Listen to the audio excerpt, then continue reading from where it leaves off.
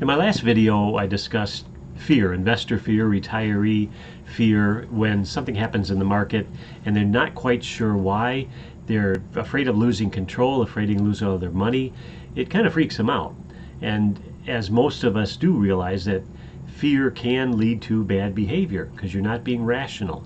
So today I thought I'd look at it from the other side, or show you what we look at from the other side. So when something does happen, how do we react?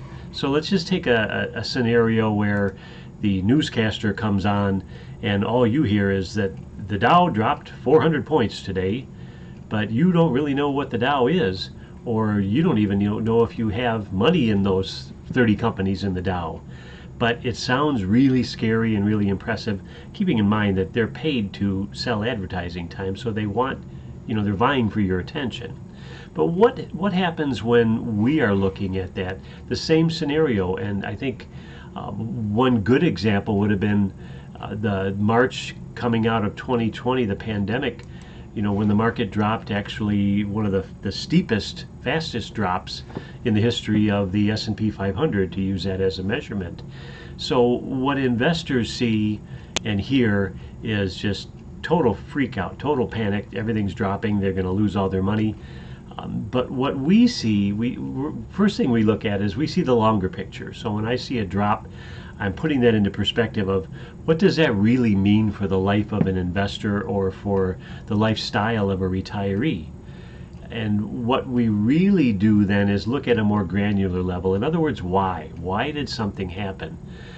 And we can measure a variety of different things to give us a little bit better sense of, is this something that we do need to be concerned about? Is it a trend that's heading the wrong way?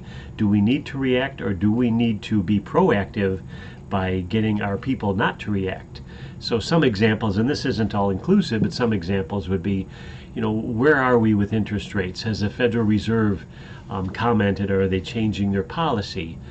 Inflation levels, are they out of control? What about companies' earnings reports?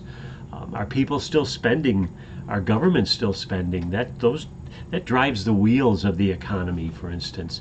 Manufacturers' expectations, what are they looking for to the future? Are they feeling pretty good? What about domestic disruptions? And that could be global trade, could be military situations, it could be pandemics. And unemployment levels. Are people actually, enough people working so that they can buy stuff, so that people can make stuff? And again, the economic wheels keep turning.